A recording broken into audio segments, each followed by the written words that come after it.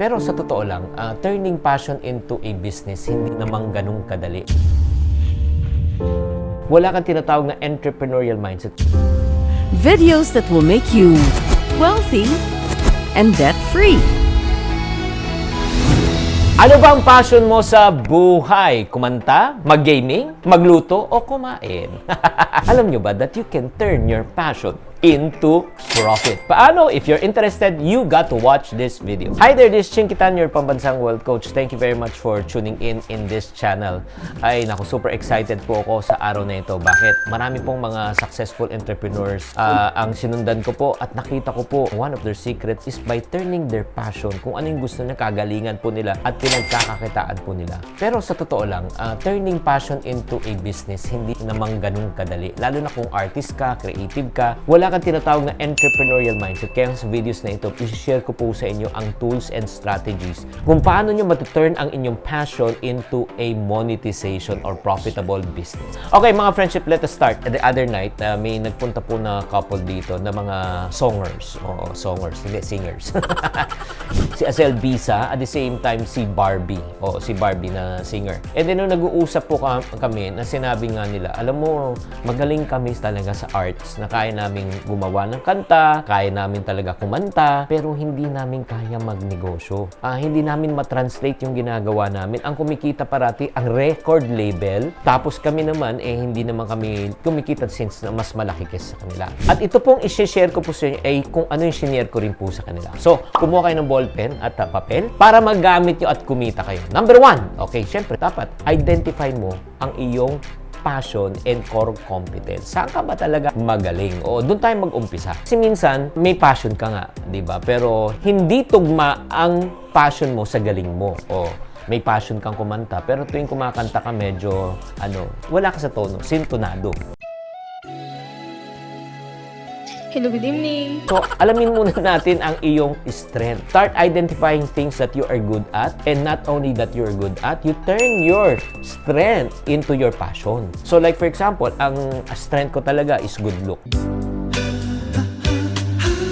Huwag kang kukontra. Hindi, ang strength ko talaga is communication. Diba? I can take something that is very complicated and make it very simple for people to understand. So, doon ka mag-umpisa. Sulat mo muna. Saan ba ako magaling? Yun. And then next, research the market. So, pag-aralan mo, di ba, kung sino yung mga competition mo, sino yung magagaling, di ba, sa field na gusto mong pasukan. Like in my field, pinag-aralan ko talaga yung mga speakers, no? Noong bago ko pumasok sa larangan ng pagsasalita at pagsusulat, pinag-aralan ko sila Francisco Colaico, di ba? Yung mga OG na yan, yung mga OG. In other words, parang sasaba ka sa gera, kailangan makilala mo kung sino yung mga competitor mo. Ano ba yung market, di ba? Gaano kalaki yung market? And then number 3, define the target audience. Okay, so ngayon, alam mo na kung saan ka magaling, nag-market research ka na, and then, yung mga taong gusto mong tulungan, di ba? Ano ba problema nila? Ano ba yung pain points nila?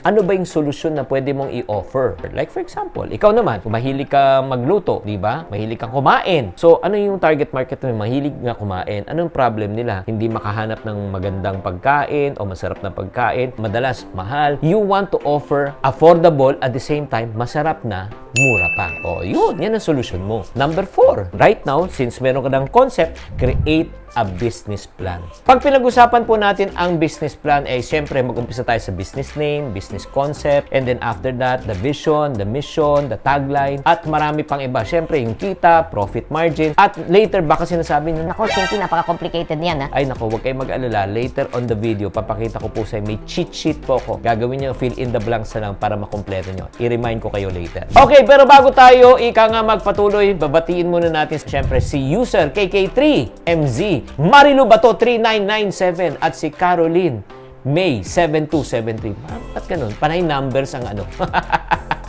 After na mayroon ka ng business plan, ngayon, next step na po tayo. Gumawa ka ng pricing strategy. Siyempre, presyo. O, diba? Ng produkto. At siyempre, magkano ang pwede mong kitain. That's the next step. And then, after mayroon ka ng pricing ng iyong product, siyempre, magbibuild ka na ng system. Build ka na ng team, di ba? Sistema muna. Pagkatapos ng sistema, paano mo ipoproseso ang iyong negosyo. Pagkatapos niyan, kailangan mo ng tao. Pag may system ka na, kailangan mo ng tao para tumulong. Pero kadalasan po, pag nag-uumpisa tayo ng negosyo, tayo muna talaga ang may-ari at the same time tayo nagtatrabaho. And then after meron ka ng system, it's time for you to market your business. Mag-develop ka ng tinatawag na marketing plan. Sa social media ka ba magpakilala o pagpapakilala ka sa KKK? Kaibigan, kamag-anak, ka-office mate, ka-opisina, di ba? Doon ka muna mag-start na mag-market. And last but not the least, importante po na you got to surround yourself with a supported group of people. Yung people na magsasabi sa inyo na, Naku, pwede mong gawin yan, kakayanin mo. Layuan yung mga taong negative. lalo kung kayo nag-uumpisa ng negosyo. Ang isang tip ko po rin sa inyo para mag-increase ang chances nyo, para maging successful kayo, maghanap kayo ng mga mentors, maghanap kayo ng mga negosyante na pwedeng magturo po sa inyo at mag-guide po sa inyo in order for you to become successful in your business. So ulitin po natin on how to turn your passion into profit. Alamin nyo muna kung ano ang strength mo. Turn your strength into your passion and then mag-research ka. And then number 3, sino ang target market mo. Number 4, gumawa ka ng business plan. Pagkatapos nyan, pricing strategy na. And then pagkatapos, mag-build ka ng system. And then number 7, it's time for you to market your business. Magpakilala ka na. And then last, seek out support from mga advisors, mentors, and mga professional coaches. Okay, bago tayo magtapos, just like what I promised you a moment ago, sinasabi ko yung business plan, meron na tayong cheat sheet and template. Saan nyo makikita yan? Pwede nyo nang hanapin dito sa libro ko na ito. My Negosyo Diary. My Negosyo Diary. This is the latest book. Matutong magnegosyo para umasenso. And may good news po. You can get this absolutely for free. Paano? All you need to do is just order the NSP, Negosyante Starter Pack. Okay, Negosyante Starter Pack. Hindi lang yan. Meron pang dalawa pang libro na magkasama yan sa NSP. So, to get to know more on how you can get this book for free, all you need to do is click on the link below or on top or just type the word NSP sa comment section.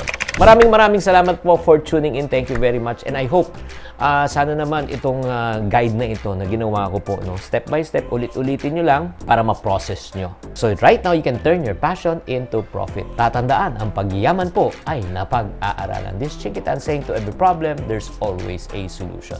If you're not part of the solution, you're part of the problem. Always check positive. Bye. Thank you for watching. If you want to suggest a topic or review that you would like me to discuss on the next video, please do comment below para mabasa po namin. Thank you very much and I'll see you on our next video. I don't ever slow up, no I don't take shit. I got no love for the fakeness. If you wanna play tough and wanna hate this, I'll always show up.